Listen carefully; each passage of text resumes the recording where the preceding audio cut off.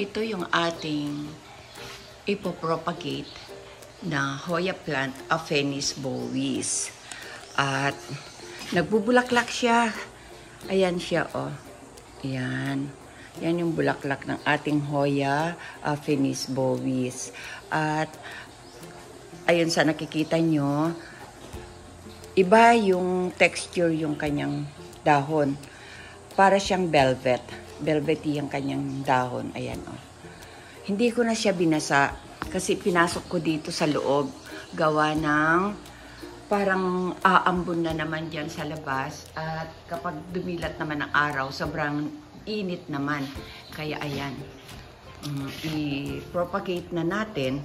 Kasi ayun, hanggang sa floor na kasi yung kanyang mga branches at kailangan padamihin natin ito kasi ayun, oh, tingnan naman ninyo yung kanyang mga sanga na hindi natin na itanim, kusang nalaglag ang kanyang mga dahon, kaya kailangan natin siya padamihin kasi halos wala na ako nito ayan, babawasan lang naman natin siya ng kaunti kasi nasayad na nga, oh. Mula sa kisame, sinabit natin dyan sa design ng kisame, hanggang dito na siya sa floor. Ayan, tingnan naman ninyo. Kaya, kailangan natin siyang bawasan ng konti.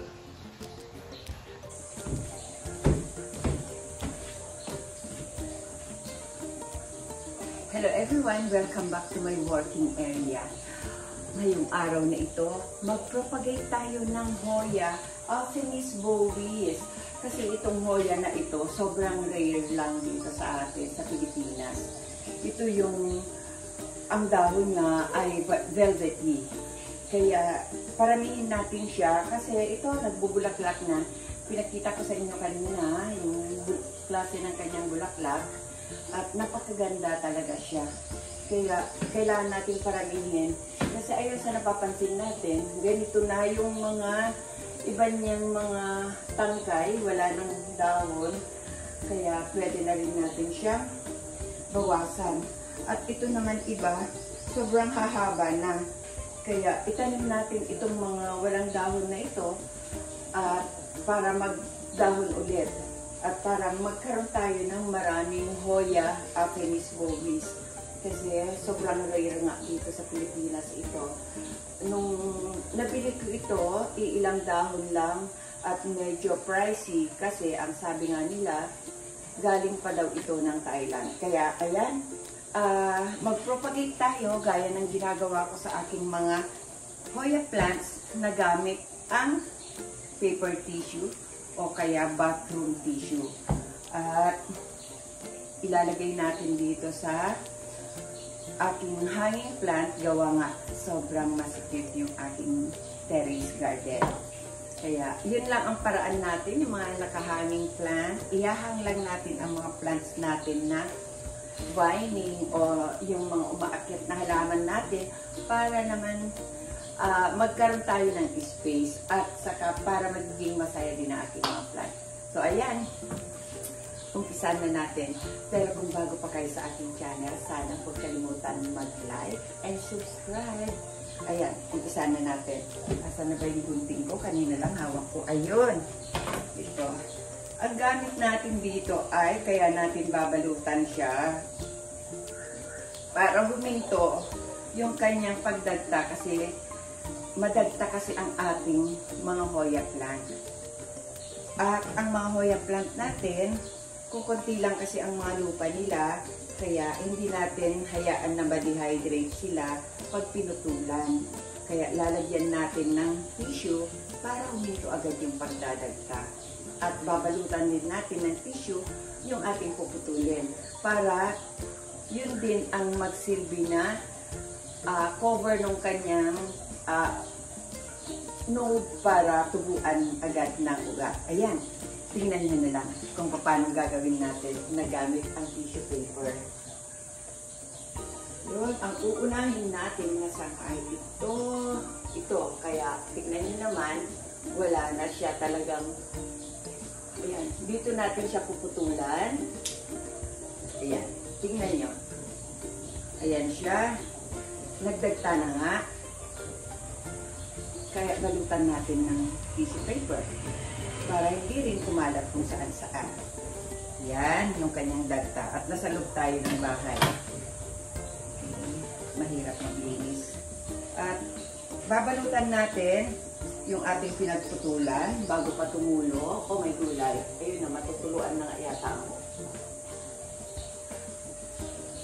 Hindi ako nakapag-akyat ng Scotch Tape. O mahirap magbabaakyat. At tulog pa yung aking apo. Kaya ayan, ganyan na lang. Sigurado naman na hindi na aabutan niya ng electric fan at parali pa rin. Ito, puputol-putulin natin ito na hanggang ilang node lang para mag-ugat. Hanggang 3 nodes lang, pwede na yun para mag-usbong at mag-ugat. Sorry. Pwede naman natin pagsamain ang dalawa, lalo na kung ganito na walang dahon. At pagsalubungin lang natin na ganyan itong ating tissue. Yan. Kung wala naman dagta masyado yung ibabaw, okay lang kasi nakaganito na tayo. Tapos ilublob natin dito sa coco pit. Ayan, coco pit yan. Dahil nga sobrang init pa ngayon sa Pilipinas, pwede natin siya ilublob dito. At itong coco pit na ito ay katamtaman lang yung pagkabasa. Hindi muna natin siya didiligin pagkatapos nito kasi nga bagong putol lang. Ayan. Kuveran din natin itong bagong putol na ito hanggang sa matapos yung kanyang pagdagta. Kahit na isang piraso lang dito. Yan. Para hindi ma-dehydrate. Kasi kung dagtaan ng dagta hanggang mamaya, kulubot na yung kanyang stem, baka hindi na ito mabuhay pa. Yan. Kaya ito, ito, meron siyang mangilan-ngilan na dahon. Kaya putulin pa rin natin at alisin natin yung dahon sa unang node kasi diyan tutubo ang kanyang ugat.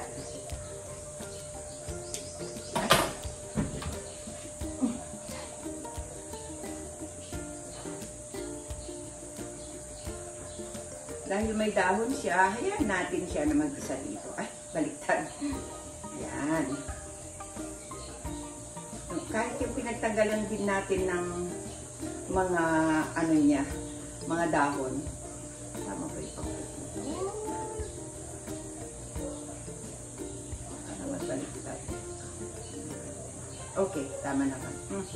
Kala ko natuloy. Baliktad yung ating pagtanggal ng dahon. Ayan, lublob natin dito para patayo pa rin siya. Tapos yung pinagputulan, ayun pa rin. Lalagyan pa rin natin ng tissue. Mawawala din naman mamaya yan kasi patayo na sila na ganyan. Mawawala din yung kanyang pagdadagta maya-maya.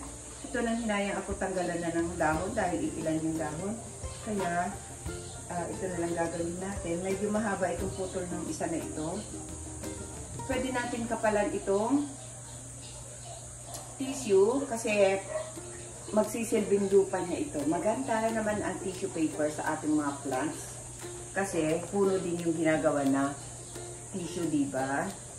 Tissue paper, diba? Kaya maganda yan sa halaman. Hindi problema yan na tissue paper yung ating ilalagay sa ating ipropagate na halaman. Lalo na itong Hoya plant. Gustong gusto ng Hoya plant kasi subok ko na ito. Yung mga imported natin ng mga Hoya, ito na ang ginamit ko. Pero yung mga Hoya dito sa atin, sa Pilipinas, diretsong tinatanim ko na. Matibay kasi sila. Yung mga Hoya Publicalyx, yun, yung mga Hoya ng Pilipinas. Kaya, yun, pakalat-kalat na lang sa aking garden. Kaya kung sino man ang malapit sa inyo sa akin at gusto ng Hoya plant, may mga maibibigay ako na free. Pero sila lang yung mga original dito sa atin, yung Publicalyx. Kasi kagaya nitong Hoya Aphenis bovis ko na ito, ay iisang paso lang. Ito lang nakabitin na ito. Kaya ito ay paparamihin ko muna bago ako mamimigay ng free. Kita yung aking ginagawa. Ayan pala. Nakalimutan na naman ng lola. Ito yung pinaglalagyan ko. Yan. Para isabit lang natin. Kasi sobrang kulang na kulang ako sa space. Kaya nakasabit ang aking mga halaman. Dagdagan natin ng coco peat. Para hindi sila uuga-uga. Para madali silang mag-ugat.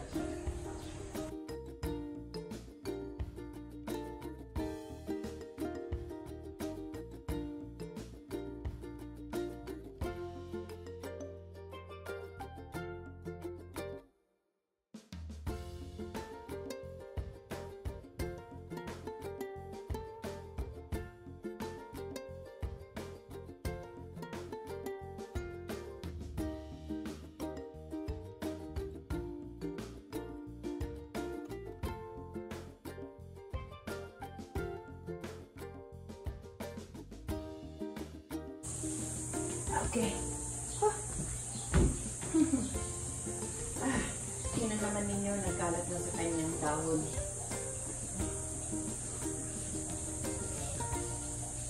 Hindi naman yan maaano. Okay. Ito na. Itong isa,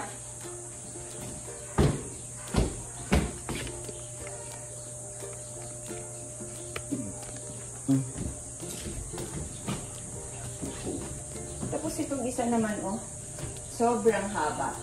Kaya ang gagawin natin mamaya ay tataas natin.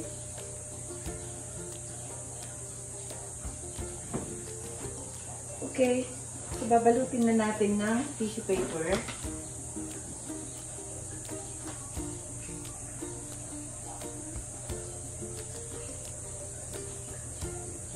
Ito walang dagta.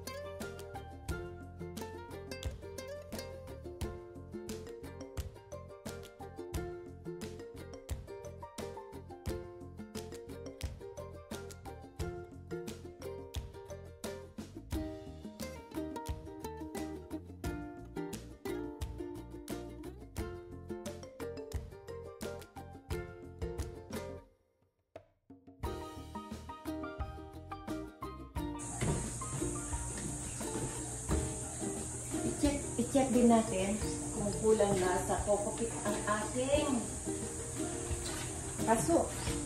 Ayan. Kasi maglalagay tayo ng fertilizer dito sa mother plant na kinuhanan natin ng sanga. Ayan. Magdagdag tayo ng coco peat para ilalagay natin na mamaya. Ayan. Hindi pumunta sa mismong stem niya.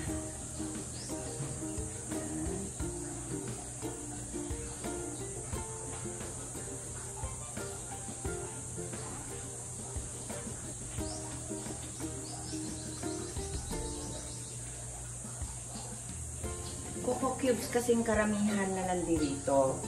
Wala tayong available na coco cubes ngayon, kaya puro coco peat yung ating idadagdag. Pero sa nakikita ko, chunky pa naman yung coco cubes na nakalagay dito sa puno. Ayan. Sabit natin ulit para tapusin natin itong pagtatanim natin ng ating mga pinutol. Yan. Itong mga ito, tapos na pagdadagta, tatanggalin na natin. Yan, tapos na nga.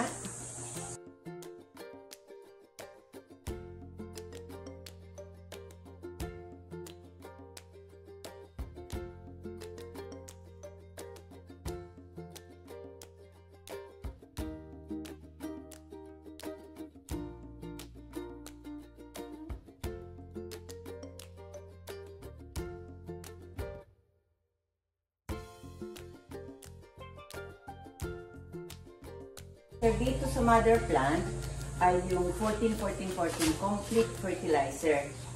Ayan, lagyan natin ng konti gawa ng marami-rami yung ating mga pinutol na kanyang sanga. Ayan.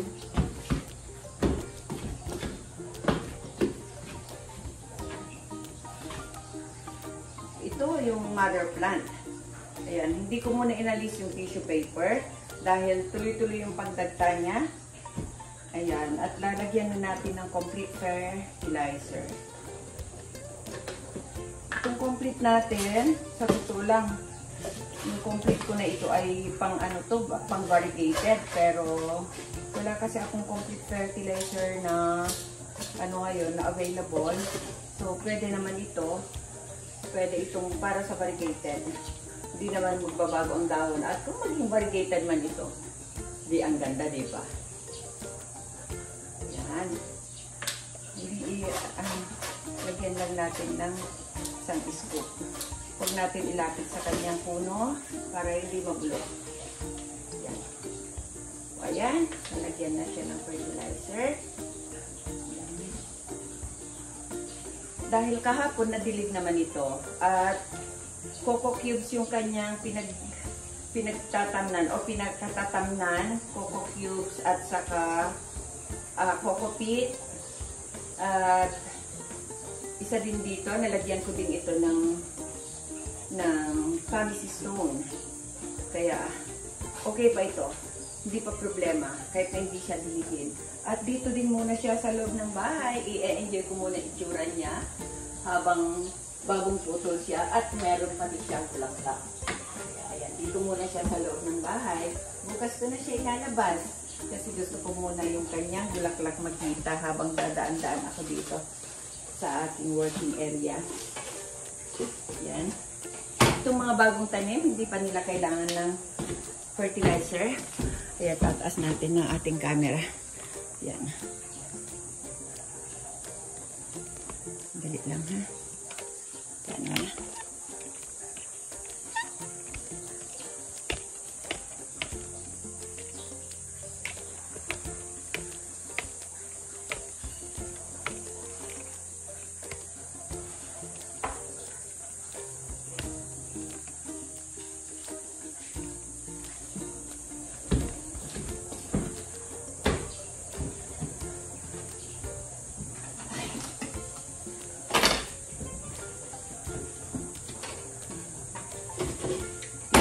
Propagation.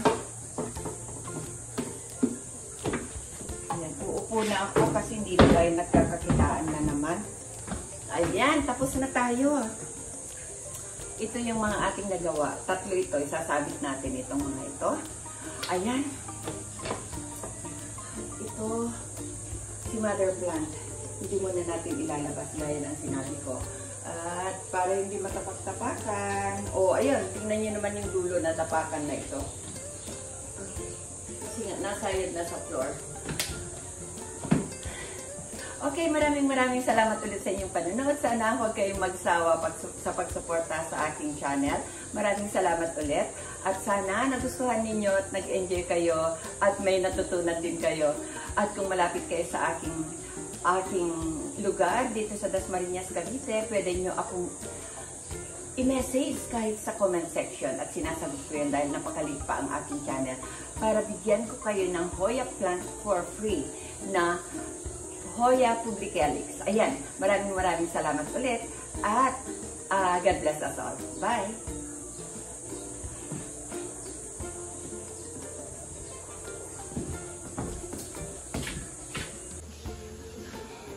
Ito na yung ating finished product. Nakatatlong paso tayo. Ayan. At ito na si mother plant. At yung kanyang bulaklak. Si Aphenis bovis natin. Ayan siya. Ang dami niyang tissue paper. Ayan. Maraming salamat ulit sa inyong panonood. Bye!